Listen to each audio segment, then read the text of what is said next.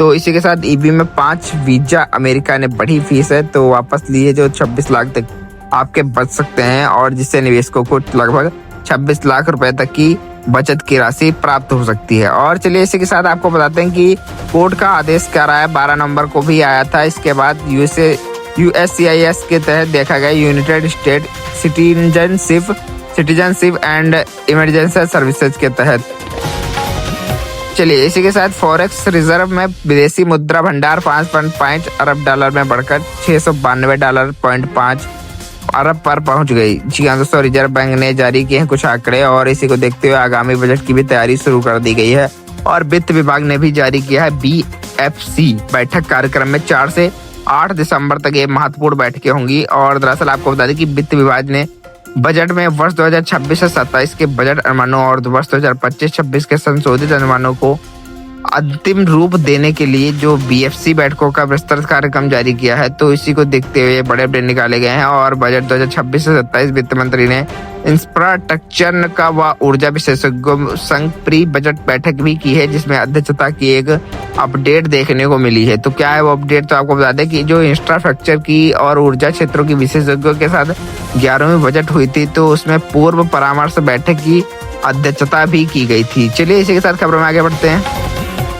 चलिए बड़ी खबर आ रही है। गौतम अदानी जो इंडोलॉजी और मिशन के लिए 100 करोड़ रुपए का योगदान किए थे, तो कहा कि इन्होंने ज्ञान को सुरक्षित करने की कोशिश करी है और उसे फैलाइए मत। अहमदाबाद में आयोजित ग्लोबल इंडोलॉजी कॉन्क्लेव के उद्घाटन समारोह में अदानी ग्रुप के चेयरमैन जो गौतम अदानी हैं, उन्होंने नॉलेज ग्राफ निर्माण के लिए जो इतने पैसे दिए थे, तो इसी को लेकर ये बात कही। तो इसी के साथ चलिए रियल एस्टेट में जुलाई से अगर सितंबर के बीच रियल एस्टेट सेक्टर में बुकिंग तेज हुई, तो पर नई परियोजनाओं की रफ्तार भी धीमी देखी गई है। और नोआमा रिसर्च के अनुसार जुलाई से सितंबर के दौरान जो रियल एस्टेट सेक्टर ने मजबूत बुकिंग दर्ज की है, तो उसमें 23 सूचीबद्ध डेवलपर्स की भी प्री सेल्स वित्त वर्ष 26 तक देखी गई है। इसी के साथ G20 में समिट में हिस्सा लेने वाले जोहान्सबुर्ग और पहुंचे PM मोदी एयरफोर्स बेस पर भी हुआ एक भव्य स्वागत। चलिए इसी के साथ खबरों में आगे बढ़ते हैं।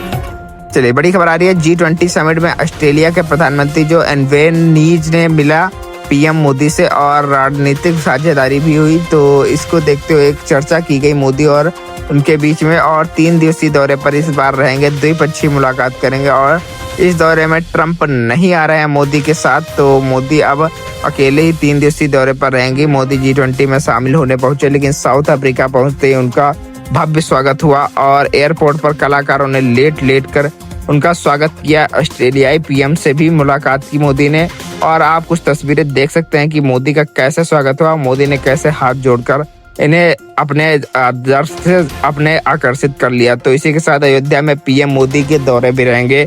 अभी जल्द से जल्द लेकर जिले के रूट डायवर्जन और लागू होंगे, और हाईवे पर 3 दिन नहीं चलेंगे ये भारी वाहन। जी हाँ दोस्तों, आपको बता दें कि जो अयोध्या में अभी ध्वजारोहण होने वाला है, तो जल्द से जल्द मोदी 25 नवंबर को आने वाले हैं अयोध्या, और जल्द से जल्द होगा ध्वजारोहण। चलिए इसी के साथ राम मंदिर के जो मुख्य शिखर पर 25 नवंबर को फहराई जाएगी धर्मध्वजा। जैसा कि मैंने आपको पहले बता ही दिया कि PM मोदी जो वैदिक मंत्रोच्चार के बीच फहराएंगे ये ध्वज। और इसी के साथ आपको बता दें कि जो राम मंदिर में ध्वजारोहण समारोह के लिए अनुष्ठान शुरू किया गया, तो 251 महिलाओं ने एक दिन पहले निकाली है कलश यात्रा, जिसमें PM मोदी 25 को आएंगे अयोध्या। और इसी के साथ आपको बता दें कि भारत का जो खाद्यान्न उत्पादन का क्षेत्र था, तो बीते 10 वर्षों में 100 मिलियन टन से भी अधिक बढ़ा। चलिए इसी को देखते हुए किसानों के लिए एक अच्छी खबर आ रही है। क्या है अच्छी खबर, तो बताते हैं आपको विस्तार से कि किसानों के लिए एक बड़ी राहत आई है। अब आधार मुताबिक खतौनी में भी नाम संशोधन की तैयारी खत्म होगी और बड़ी परेशानियों से आपको छुटकारा मिलेगा, और आप भी अब PM किसान सम्मान निधि का लाभ उठा सकोगी। जी हाँ दोस्तों, आधार के मुताबिक खतौनी में एक नाम संशोधन होगा, जिससे कि आप भी फ्री में लाभ उठा सकोगे।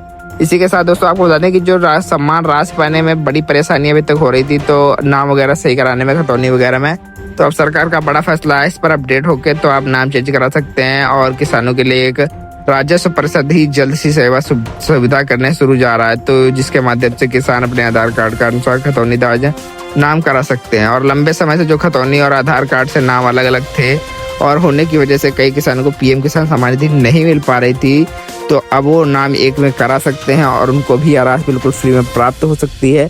तो अभी भी दिक्कत कोई नहीं है। तो यह आएगी बड़ी संख्या में किसानों को जो दस्तावेजों के नाम पे अलग अलग तरीके से लिखा था, तो अब वो जल्द से जल्द जाकर अपने नाम को सही कराएं और सम्मान निधि पाएं।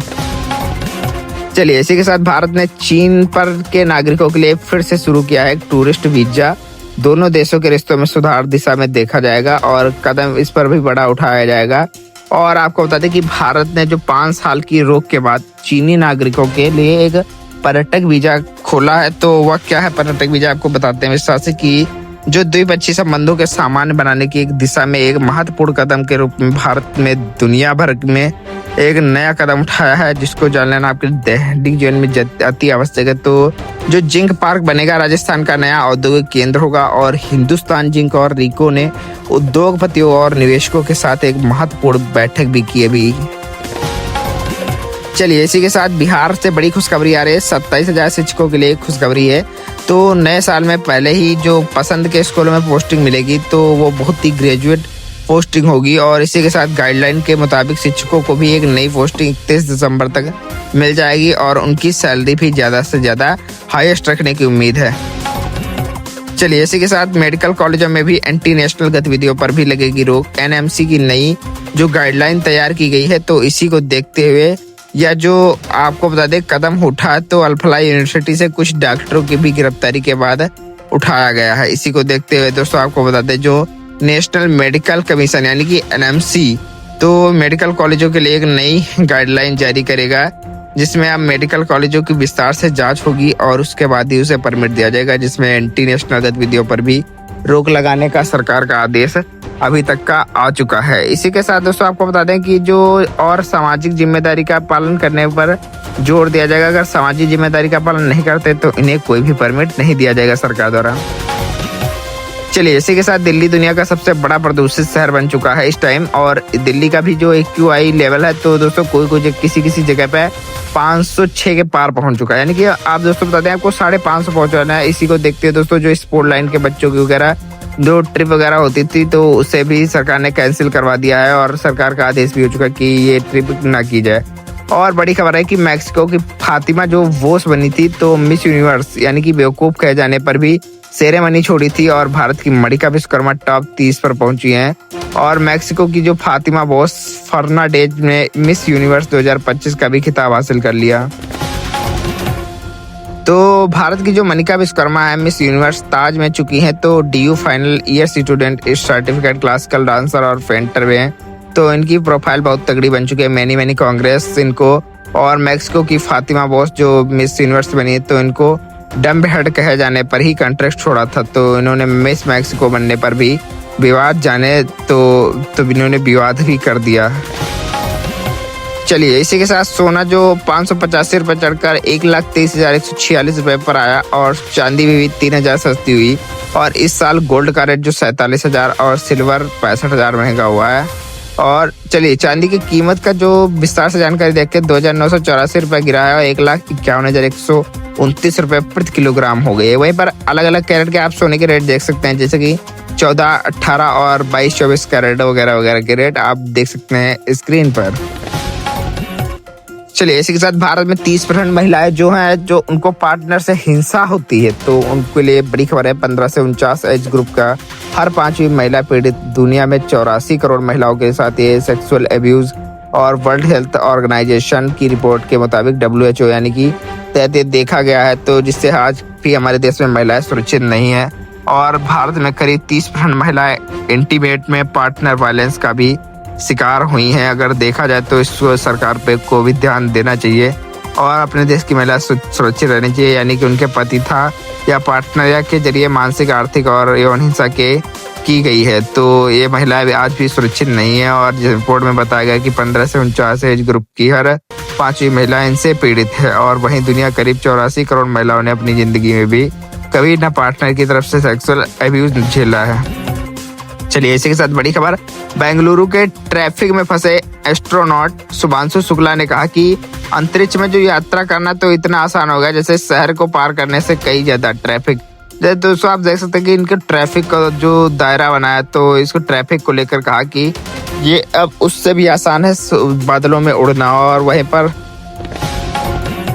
चलिए, इसी के साथ भागवत शरण उपाध्याय बोले कि आरएसएस में किसी के खिलाफ नहीं है और संघ न राजनीति करता है न ही किसी के संगठन को दूर, इससे तो एक नियंत्रण होता है। और इसी को बोलते हुए कहा कि इम्फाल में शुक्रवार को तो जनजातीय नेताओं के साथ भी बातचीत हुई थी हमारी, और इनके साथ एक प्रमुख संघ मोहन भागवत भी आए थे।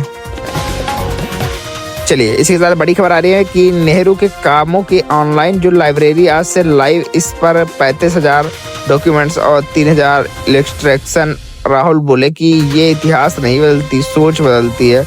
और जवाहरलाल नेहरू के चुने हुए काम आप 100 वॉल्यूम के पूरे सेट के साथ देख सकते हैं आप इस पोर्टल डिटेल पर, जो लिंक आपको दिख रही है तो इसी पर आप देख सकते हैं, पूरी ऑनलाइन कर दिए गए हैं। और नेहरू के कामों की ऑनलाइन जो लाइब्रेरी है आज से लाइव, इस पर 35,000 डॉक्यूमेंट्स और 3,000 इलस्ट्रेशन। राहुल बोले कि ये इतिहास नहीं बदलती है, लेकिन सोच का रिकॉर्ड अभी तक जरूर बदला इसने। चलिए इसी के साथ भारत के जो 52वें चीफ जस्टिस हुए ऑफ इंडिया सीजीआई की बीआर गवई का शुक्रवार को आखिरी वर्किंग डे था। तो इसी को लेकर सीजीआई जो बीआर गवई थे 23 नवंबर को दोस्तों आपको बता दें तो रिटायर हो रहे हैं। तो इसी को देखते हुए भारत के 52वें चीफ जो justice of CJI BR Gavai जो आखिरी वेंडिंग थे, तो 23 नवंबर को रिटायर हो जाएंगे। तो इसको लेकर इन्होंने पार्टी भी रखी जिसमें आप सभी चीफ को बुलाए हैं। चलिए इसी के साथ WHO यानी कि WHO रिपोर्ट, भारत में 2015 से टीबी के मामलों में भी 21% की गिरावट देखी गई, यानी कि वर्ल्ड हेल्थ ऑर्गेनाइजेशन के तहत दिल्ली पुलिस का जो साइबर फ्रॉड था, तो नेटवर्क के खिलाफ ऑपरेशन साई हैक और 4,400 से ज्यादा संदिग्धों को भी पकड़ा जा चुका है। इसी को लेकर अगर बात करें दोस्तों, आपको बता दें कि जो cyber fraud network mule account, नकली कस्टमर केयर, टेक सपोर्ट और कॉल सेंटर वगैरह को सेबी ने पकड़ने के लिए ऑपरेशन साई हैक भी अभी तक चला दिया है। और इसको देखते हुए इस 48 घंटे के अभियान के दौरान कुल 4,467 संदिग्धों को हिरासत में भी लिया गया है। इनमें से 877 गिरफ्तार हुए हैं या बाउंड डाउन भी किया गया है। और साथ ही में बता दें कि जो दिल्ली पुलिस ने केंद्रीय गृह मंत्रालय के इंडियन साइबर क्राइम कोऑर्डिनेशन के तहत 14C के साथ एक मिलकर बड़ा रूल अभी तक रचा है। चलिए हमारा जैसे हमलों के साजिश में रच रहा था जैस का, आपको बता दें जो कश्मीरी अस्पतालों में हथियारों का ठिकाना बनाने की तैयारी थी, तो 1990 के बाद एक ऐसा पहली बार हुआ था कि इस बार जो जैस था तो दिल्ली ब्लास्ट में लोकल कनेक्शन की जो जांच करेगा SIT होगा। चेयरमैन में सिद्दीकी को अल्फलाए लेकर आएगी ED और सस्पेंडेड की बनाई गई 3 कैटेगरी। चलिए इसी के साथ बड़ी खबर, बिहार के में नीतीश कुमार ने पहली बार छोड़ा गृह मंत्रालय, सम्राट और चौधरी को मिली एक अहम जिम्मेदारी। यहाँ आप पूरी लिस्ट देखने को मिल सकती है, तो वीडियो को देखिएगा जरूर पूरा। नीतीश कैबिनेट में मगध और शाहबाद का जो दबदबा था, तो 65% मंत्री पिछड़े, दलित, स्वर्ण और में सबसे ज्यादा राजपूतों को देखे गए। और 20 साल बाद नीतीश के पास गृह मंत्रालय नहीं रहा और बीजेपी के सम्राट चौधरी को भी जिम्मेदारी फाइनल। JDU के पास एक मंगल पांडे को फिर स्वास्थ्य मंत्री बना दिया गया है। और आप लिस्ट देख सकते हैं कि किसको क्या बनाया गया बीजेपी की सरकार में, जिसको देख सकते हैं आप स्क्रीन पर बिल्कुल विस्तार से, और वीडियो को पॉज करके एक एक नाम पढ़ भी सकते हैं कि आखिर किसको क्या बनाया गया है अभी तक और बीजेपी में क्या पद दिया गया है। चलिए इसी के साथ अगर बताएं तो चुनाव आयोग का जो कड़ा रुख देखने को मिला है, तो SIR की समय जो सीमा नहीं होगी तो कोई बदलाव नहीं होगा। BLO को भी एक मिला है 25 नवंबर तक का समय। और इसी को देखते हुए जो चुनाव आयोग ने स्पष्ट किया है कि जो मतदाता सूची है और इसमें विशेष गहन किया गया है, तो SIR की अवधि नहीं बढ़ाई जाएगी। तो BLO का भी 25 नवंबर तक डिजिटाइजेशन होगा। और इसमें SIR के खिलाफ याचिका सुप्रीम कोर्ट ने भी इसी से जवाब मांगा है और कहा है कि केरल सरकार ने प्रक्रिया रोकने की भी मांग की है और तमिलनाडु और बंगाल भी अर्जी लगा चुके हैं। तो सुप्रीम कोर्ट का जो आज SIR का खिलाफ दायरे केरल सरकार की याचिका पर चुनाव आयोग हुआ, तो इससे इसी ने भी जवाब मांगा है।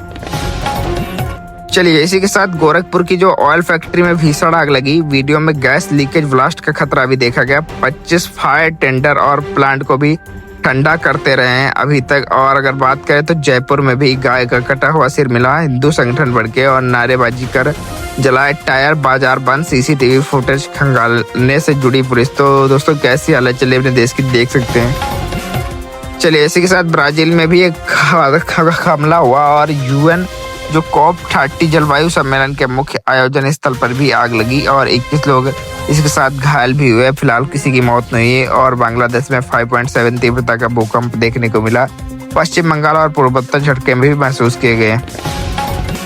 चलिए इसी के साथ अगर एमपी में देखें तो ठंड से दूसरी बार मौत हुई और रीवा ने दम तोड़ा। पंचमढ़ी में पहली बार पारा 5.8 डिग्री पहुंचा।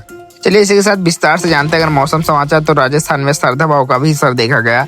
कम हुआ माउंट आबू में तापमान। जमाव और बिंदु से ऊपर अगले 2 सप्ताह तक साफ रहेगा मौसम। चलिए दोस्तों अगर बताएं आपको तो हरियाणा में सता रही है सुबह शाम की ठंड। दिन में धूप से मिल रही है राहत। 3 दिन में मौसम शुष्क और सुबह हल्की धुंध के आसार भी देखने को मिलेंगे।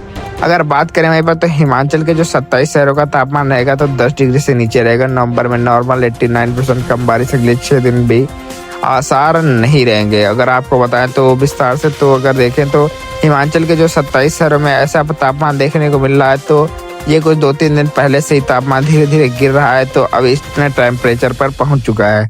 अगर इसी के साथ बात करें तो यूपी वेदर में आपको बता दें आज से शुरू होगी पछुआ हवाएं और 2 से 4 डिग्री तक गिर सकता है पारा। यानी कि पश्चिम को चलेंगी हवाएं। सारे रात को लेकर भी चेतावनी जारी हुई है। तो आप देख सकते हैं स्क्रीन पर राज्यों का मौसमों का हाल कैसा क्या रहने वाला है। शीतलहर का भी अब इस पर देखने को मिलेगा। और बाकी 24 घंटे की आप प्रोडक्शन रिपोर्ट देख सकते हैं। यानी कि अंडमान निकोबार द्वीप समूह वगैरह में हल्की मध्यम बारिश होने की भी संभावना है। अगले 24 घंटों में यह बारिश की संभावना देखी जा रही है। चलिए इसी के साथ खबरों में आगे बढ़ते हैं।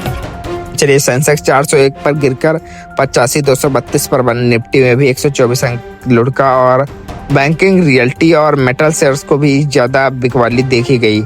अगर बात करें तो रिलायंस जो रूसी क्रूड से बने प्रोजेक्ट्स एक्सपोर्ट नहीं करेगी तो यूरोपीय यूनियन के भी सेक्शन का पालन करेगी और कंपनी घरेलू उपयोग के लिए खरीदना जारी रखेगी ये काम।